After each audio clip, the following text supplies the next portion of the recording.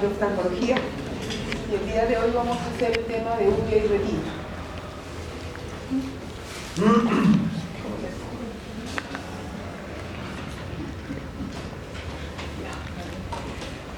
Como les habrán dicho en la primera clase, el ojo es un órgano que tiene una serie de estructuras que forman una capa sobre otra, todos sus elementos, para actuar como una gran cámara fotográfica.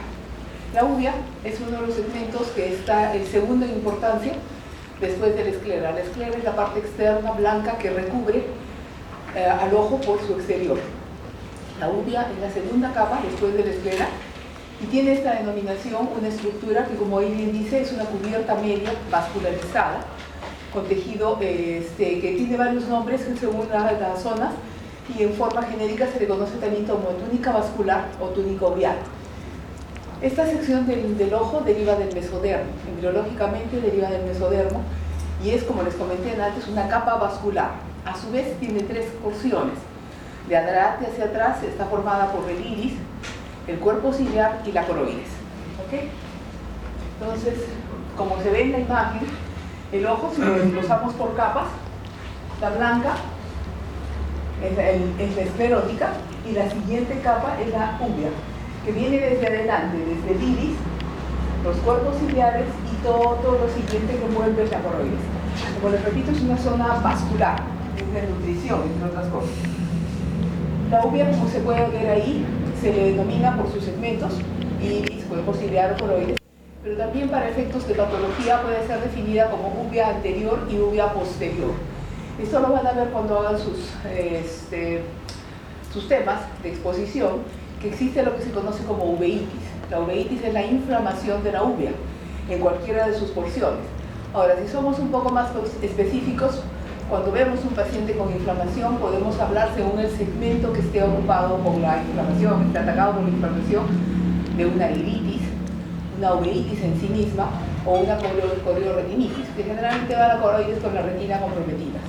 Entonces, según el segmento se puede inflamar, pero en general se le denomina uveitis. Y como les decía, puede ser definida en anterior o posterior. Esto es importante para el manejo y hasta para los síntomas. Cuando hagan la clase al respecto, van a ver que la uveitis, cuando es generalmente anterior, se puede observar en la cámara anterior del ojo. Hay expresión en la córnea, en el mismo iris, sobre el cristalino. Hay una serie de elementos que se alteran y que pueden ser vistos desde afuera. Mientras que cuando es una uveitis posterior, cuando está atacada la parte posterior del ojo, generalmente externamente no se ve mucho, pero sí el paciente percibe una disminución marcada de la visión. Entonces ahí hay que tener mucha suspicacia para pensar que pueda ser un problema de la uvea, porque hay muchas cosas que pueden bajar la visión en una persona, pero la uvea, cuando se inflama, puede dar severos casos de inflamación que lleven incluso hasta la pérdida de la visión, dependiendo de la etiología. Entonces, como les decía, la primera parte de la uvea es el iris. Es la porción más anterior de la uvea. Está, como todos conocemos, es una estructura circular de cierto grosor que está perforado en la parte casi central por la pupila. ¿Okay? Decimos casi central porque tiene esa pupila tiene una ligera descentración hacia el lado nasal, pero para efectos prácticos del iris la perfora en el medio. Este órgano actúa como un diafragma.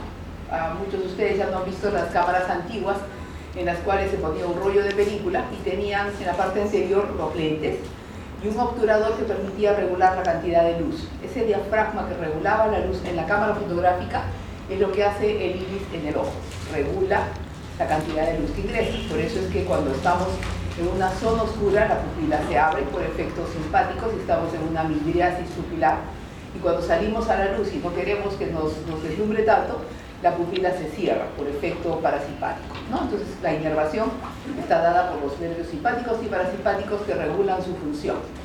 Ahora, el grosor, como ahí comentan, es variable, depende de sus segmentos. Hay gente que lo tiene un poco más grueso, hay gente que tiene muy delgadito. Las porciones que se ven como líneas radiadas son zonas que forman como baches, como zonas más profundas. Entonces, en esas zonas su grosor puede ser menor. Y como les decía, funciona para acomodar. Además, esta capa está formada por una capa anterior que tiene epitelio no pigmentado, un estroma central y una capa posterior con el epitelio propio del iris. Su vascularización es muy abundante, está formado por el círculo mayor del iris. Por ejemplo, ahí ese conocimiento es importante porque cuando a veces uno hace una iridectomía o una iridotomía, es hacer un agujerito en el iris, que se hace como parte del tratamiento, por ejemplo, de un glaucoma agudo. Cuando hacemos eso es importante conocer la vascularización del iris, porque hay zonas donde esta vascularización, este círculo mayor, se entreteje más y se torna más vascularizado. Por ejemplo, cuando ustedes vean a algún paciente en sus clases prácticas, van a ver que si se le ha hecho alguna IP, o sea, una iridotomía periférica, generalmente este es un agujerito con láser, nunca se hace a las horas 12, 3, 6 y 9, porque en esas zonas hay entrecruzamiento de vasos y puede sangrar. Generalmente los IP se hacen en las horas continuas, a la 1, a las 4, 7, 10, para poder tener una mejor observancia del agujero y que también no vaya a sangrar demasiado, ¿okay? Porque es una zona muy vascularizada. En general toda la uvea es muy vascularizada, pero en estas áreas que les digo, en los números, en los ejes, es donde es más. La inervación, como ahí les pongo, está inervado por los nervios ciliares largos y cortos. Una gran vascularización, gran inervación, porque es una zona muy sensible a una serie de patologías. Luego, en su segmento siguiente, la uvea tiene lo que se conoce como el cuerpo ciliar. El cuerpo ciliar es una porción de la uvea, su porción media, que a su vez está formado por dos zonas, pero en general tiene una forma radiada, como les comento ahí, es una pieza anatómica donde se ha sacado el cuerpo ciliar que está por detrás del iris, y es un anillo que se forma de más o menos unos 7 milímetros de espesor.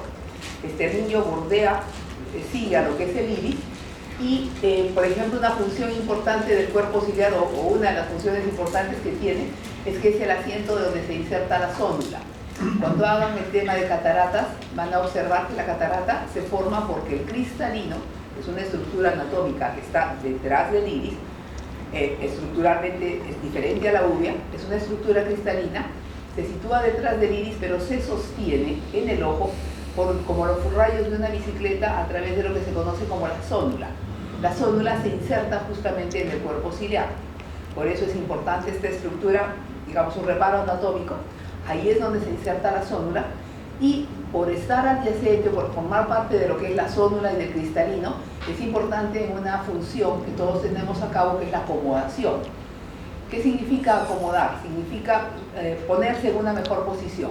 Entonces, ¿qué sucede? El cristalino, cuando nosotros miramos de lejos, el cristalino es una esfera, como parecida a una lenteja, circular por delante, pero de perfil. Tiene una porción media más gruesa y una porción periférica más delgada. Es un lente, como uno de estos, que cuando estamos mirando de lejos, la zónula se tensa y el lente se torna más delgadito. Entonces logra hacer foco para más lejos. Pero cuando miramos de cerca, cuando vemos algo con detenimientos celulares, enhebrar una aguja o alguna cosa de cerca, la zónula se relaja y el cristalino adopta de perfil una porción más gordita. ¿Okay? Ese fenómeno de estirarse o alborozarse se llama acomodación y es importante para poder enfocar.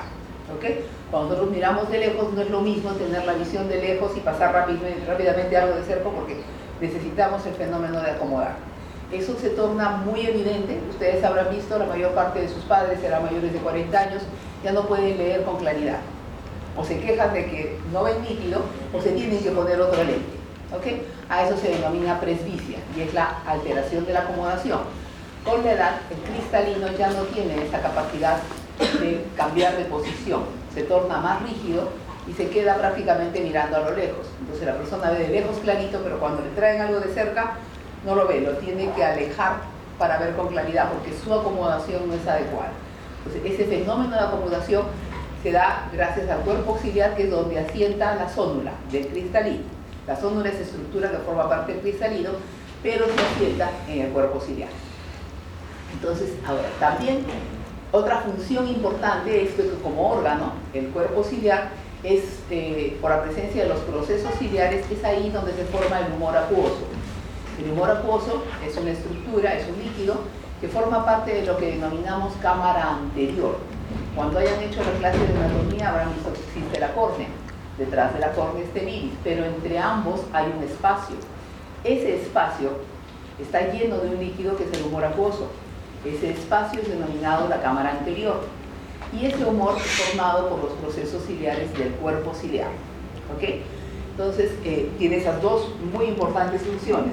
Forma parte de lo que es la acomodación y además permite la formación del humor acuoso. El cuerpo ciliar está formado prácticamente por dos caras, una antero-superior y una posterior-inferior. Conforme se va hacia atrás, detrás del iris, esta redondela que tiene estos pliegues se va hacia atrás y tiene dos segmentos. La primera parte es plana, la segunda parte es plegada, como las cortinas, como los pliegues de la cortina. Entonces, esta zona plegada se denomina pars plicata y la zona lisa pars plana. Entonces, la pars plana mide más o menos unos 3.5, 4.1 milímetros, pero la zona aplicada, que viene después, la pars plicata, es donde están los procesos ciliares formadores del humor acuoso. Entonces, el humor acuoso se forma en la pars plicata del cuerpo ciliar. ¿Okay? Que es una de sus funciones. Estos procesos son más o menos en 80 en toda la circunferencia y son los formadores del humor acuoso. Cuando hablen del tema de glaucoma, esto entra en vigencia, entra en importancia, porque esta es la zona donde el humor acuoso se forma. Pasa por la pupila, llega a la cámara anterior y cuando no tiene un adecuado drenaje es lo que se da el glaucoma. El glaucoma es el aumento de la presión intraocular, que no tiene una causa hasta ahora conocida, pero que el proceso empieza en los procesos ciliares con la formación del humor acuoso. ¿Okay? Entonces, como les decía, son como unos 80 en círculo, 80 que van formando el líquido, lo mandan hacia el centro, pasa por la pupila e ingresa a la cámara anterior. ¿Okay? Entonces, el cuerpo ciliar, desde ese punto de vista, es muy importante para la acomodación y para la formación del humor acuoso. Acá ven una imagen de frente, como se ve. Acá está el cristalino, en este caso podemos hablar de un cristalino con catarata porque está blanco, y cómo está situado hacia atrás o hacia sus costados, prácticamente en la pars plicata y los procesos ciliares. La zona donde esto termina es un punto de unión que se denomina ora serrata, en donde empieza hacia atrás la retina y donde hacia adelante termina el cuerpo ciliar. ¿Okay? En esta imagen de perfil, como les decía, la capa externa es la esclera, la capa media es la coroides, que tiene su porción anterior el iris, lo que vemos de color, el cuerpo ciliar con sus procesos ciliares, el límite entre el proceso ciliar y la zona donde empieza la retina y donde empieza la coroides, como segmento se denomina ora serrata, por la apariencia cerrada que tiene en las imágenes histológicas. Entonces, esa es la ubicación de lo que llamamos el segmento anterior, porque a partir de la ora serrata es lo que denominamos segmento posterior. ¿Okay? En el segmento posterior viene la tercera parte de lo que es el cuerpo ciliar, que es la coroides. Entonces, repitiendo, iris, cuerpo ciliar y coroides. Todo eso se denomina uvea. Entonces, la tercera parte de la uvea es la coroides. En la parte posterior es más o menos las 2/3 partes de un radio, de una circunferencia de 12 milímetros de radio. Es gran parte de esa circunferencia la forma la coroides, pero como ven, como coroides no llega hasta adelante, llega con otras formas de estructuras especializadas de manera diferente. Ella va desde la ora serrata hacia atrás, de la ora serrata por delante hasta donde está el nervio óptico por detrás. El nervio óptico es la estructura que lleva la parte nerviosa hacia el cerebro. ¿Okay?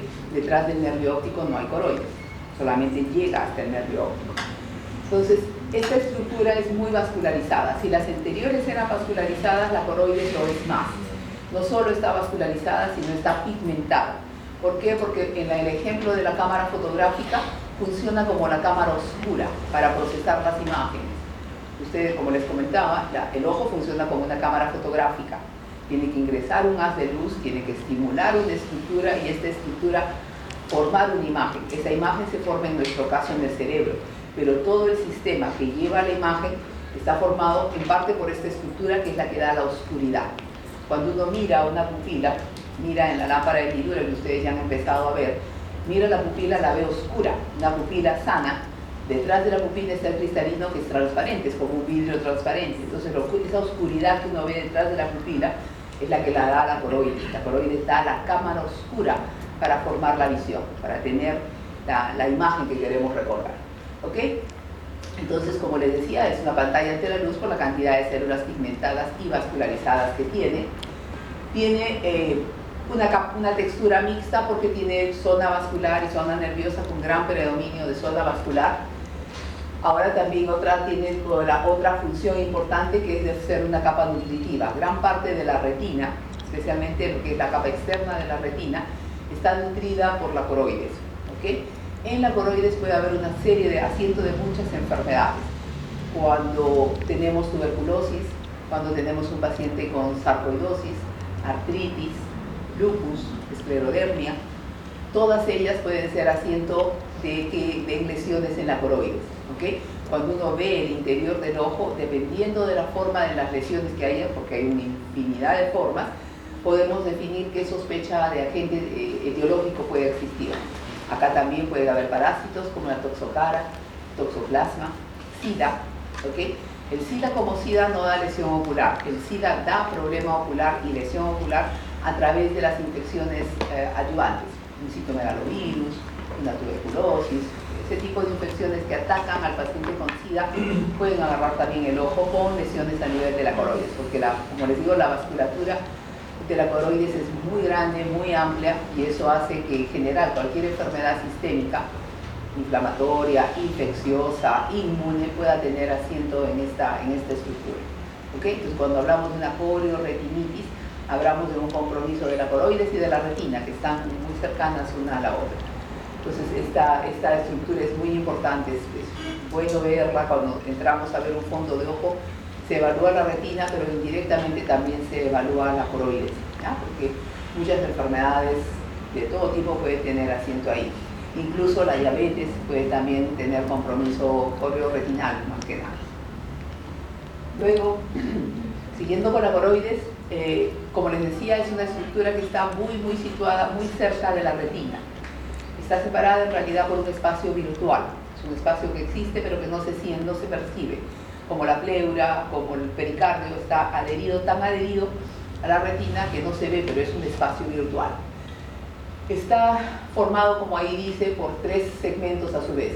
La supracoroides, que es la lámina fusca, la coroides en sí misma, que son los vasos y estroma, y la lámina vitrea o lámina de Bruch, que es la que entra en contacto con la retina. Ese espacio, ahí final, digamos, entre la coroides y la retina, es la lámina de Bruch. Para cuestiones anatómicas de estudio es una lámina importante. Como la ven en la imagen histológica, es la que separa ambas estructuras. La retina. Esta es una imagen de un fondo de ojo normal. Cuando nosotros hacemos una dilatación pupilar, un fondo de ojo, o vemos a través de lupas especiales el interior del ojo, esto es lo que denominamos la cámara posterior, ¿okay? El fondo de ojo. Entonces, el fondo de ojo nosotros lo evaluamos por básicamente el análisis de lo que es el nervio óptico, que es la imagen que ven a su derecha, de donde salen los vasos sanguíneos y entran los vasos de las venas hacia el interior. El nervio tiene una cabeza que se presenta en la parte anterior, pero tiene una colita. Esa colita es la que va hacia el cerebro, como ustedes habrán estudiado en neurología, hacia la zona del quiasma óptico y de ahí hasta la zona del cerebro encargada de la visión. Entonces, cuando uno evalúa un fondo de ojo, porque probablemente les tomen eso en su examen, lo primero que uno que tiene que definir es de qué ojo se trata. ¿Okay? ¿Es derecho o es izquierdo? Cuando uno le presenta una imagen así, ustedes siempre recuerden que los vasos sanguíneos apuntan hacia afuera. ¿Okay? Cuando uno ve esta imagen, si el vasito está apuntando hacia afuera, se trata de un ojo derecho. ¿Okay? Cuando les den la imagen donde los vasos apuntan hacia afuera, de esta manera, es un ojo izquierdo. Es la primera parte que probablemente les tomen en el examen. Si les piden que describan, hay que empezar a describir lo que uno ve. Un nervio óptico de más o menos características normales. Si se los presentan más ampliados, en el nervio óptico hay que definir sus bordes, la cantidad de nervio que hay, si está rosado, si está de superficie regular, si no hay difusión. Por ejemplo, en las neuritis ópticas el nervio se difunde, no se difumina, no se ve el borde. ¿Okay? Entonces ahí uno empieza describiendo el nervio, la presencia de los vasos, si las arcadas vasculares están normales, si no hay entrecruzamientos, cuando hay cruces arteriovenosos, cuando hay, digamos, van en una dirección y luego se tuercen, eso puede ser un indicador de retinopatía hipertensiva, por ejemplo. Por eso a los que se dediquen a cardiología siempre es bueno pasar a sus pacientes hipertensos por el oftalmólogo, porque con una sola evaluación de los vasos podemos decirles cómo está yendo su paciente en cuanto al aspecto cardiológico. La retinopatía hipertensiva tiene hasta 4 grados, el último de los cuales es aviso de muerte. ¿Okay? Una retinopatía hipertensiva grado 4, el paciente está muy mal y puede morir. ¿Okay? Entonces, el cruce de los vasos y la porción central que ve todo esto rosado, anaranjado es la retina. ¿Okay? Dijimos que la retina empezaba desde la ora serrata, donde se junta con la coroides, hacia atrás. Todo ese segmento es la retina sana, en este caso una retina sana, de apariencia normal, rosada, sin mayores lesiones, sin puntos, sin hemorragias. Y esta partecita que tiene una coloración un poquito más intensa, que es justo la que está alineada con la pupila, porque cuando nosotros vemos el ojo, la pupila no está alineada con el nervio óptico, está alineada con ese puntito más anaranjado que es la mácula. La mácula es una parte de la retina que es la que nos da la principal visión, la visión central. ¿Okay? Cuando hay una lesión en ese segmento, pues comenzamos a tener visión borrosa. Entonces nosotros nos alineamos con la mácula, no con el nervio óptico. El nervio óptico queda a un costado. ¿Okay? La presencia del nervio óptico, por ejemplo, en este ojo derecho, que el nervio está por acá, determina que por este lado, hacia afuera, todos tengamos lo que denominamos un punto ciego.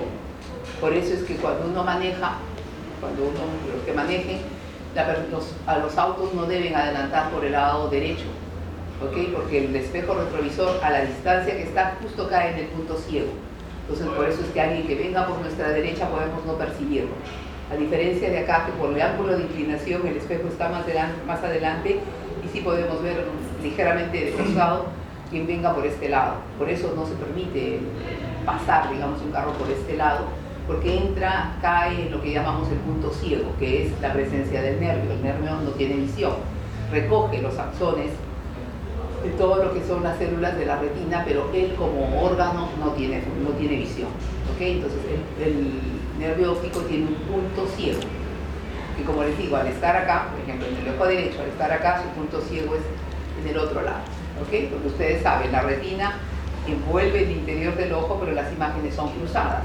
Lo que ve la retina inferior es lo de arriba, lo que ve la retina superior es lo de abajo. Por eso las imágenes, incluso cuando hacemos la evaluación de los campos visuales, las imágenes son cruzadas. Si la lesión está arriba, la parte que está dañada es abajo. ¿Okay? Por la presencia, por la forma que tiene el ojo. Recuerden, la imagen de acá es la lesión de arriba. La lesión de acá, la visión de este lado. ¿Okay? La retina nasal ve nuestro lado temporal. Mi retina temporal ve mi lado nasal. Es siempre invertido. ¿Okay? Por la presencia de las células. Entonces la retina es parte de nuestro sistema nervioso central. Su origen es ectodérmico, forma parte de lo que es la parte sensorial nerviosa y como estamos comentando, forma parte de la parte más interna, porque está más protegido del ojo. ¿Okay? Hablamos de que había una esclera, hablamos de que hay un órgano que es la úvea, después de ella, en realidad después de la coroides, viene la retina. Es altamente especializada, muy sensible a la luz, tiene una serie de células, una serie de estructuras que nos permiten captar la luz y convertirla en una imagen eléctrica hacia el cerebro. Todo lo que percibe la retina es lo que va a percibir el cerebro. Esta captación de la luz la hace a través de estructuras especializadas que son los fotorreceptores. Los dos principales son los conos y bastones, que ahorita vamos a hablar de ellos, pero no son los únicos. Hay una serie de estructuras que existen. Recuerden que son 10 capas. No creo que a ustedes les hagan preguntas demasiado complejas de la retina, pero una de ellas puede ser que tiene 10 capas la retina. Antes se consideraba que eran 9, ahora son 10. ¿Okay? Entonces es pregunta de examen. Entonces la retina, como les decía, donde empieza desde adelante hacia atrás es la ora serrata, es el límite con el cuerpo ciliar, la unión de retina con coroides, a partir de ahí empieza. Entonces está formada por la ora serrata, que es la terminación anterior de la retina periférica, lo que decía, los costados, lo que ven el mundo exterior, y la retina central, que es ese puntito anaranjado que vimos al inicio. Entonces, ora serrata, retina periférica y retina central. La zona más especializada es la retina central, más o menos tiene unos 6 milímetros de diámetro, es muy pequeñita, pero es la que nos permite leer, enhebrar una aguja, leer los celulares, centrar la imagen en un punto. Toda la retina periférica nos da imagen de lo que nos envuelve. Con mi retina periférica, yo por ejemplo sé que acá hay como 4 alumnos, pero tengo que verla con mi retina central para saber sus caritas, su ropa, quiénes son. Pero mi retina periférica sí los percibe. Igual acá, mi retina temporal o nasal de este ojo está percibiendo la imagen de acá, pero no la tiene clara, ¿ok? Mi retina periférica percibe, pero tengo que girar con mi retina central para leer, para ver exactamente qué es lo que está sucediendo, ¿ok? Entonces son las 3 partes que forman la ora serrata, zona límite, la retina periférica, en la cual generalmente predominan los denominados bastones, son zonas células fotosensibles denominadas bastones, y la retina central, 6 milímetros de diámetro aproximadamente, donde predominan los conos, donde está la estructura denominada mácula. Y la mácula, en su porción más central todavía, es la fovea, ¿ok? Entonces a veces uno se confunde con los nombres, pero recuerden, ora serrata, retina periférica, retina central, y en la retina central la mácula con su porción más central que es la fovea. ¿Okay? Ese punto es el más importante. Estas estructuras son asiento de enfermedades, generalmente la porción de la retina periférica y la central. En la ora serrata no hay mucho patología obvia, porque es una zona terminal de límite, pero en la retina periférica y en la retina central hay una serie de enfermedades que pueden presentarse, desde lo más simple que se desprenda, ¿okay? A veces la retina se despega, hablábamos de que hay un espacio virtual, que es el espacio que lo divide con la coroides, ese espacio que los supracoroideo que se denomina, que lo separa, a veces por una serie de cosas, en los miopes altos puede ser por la miopía misma, en la persona que ha recibido un trauma por el trauma, en la persona que está haciendo un ejercicio muy violento pero que de repente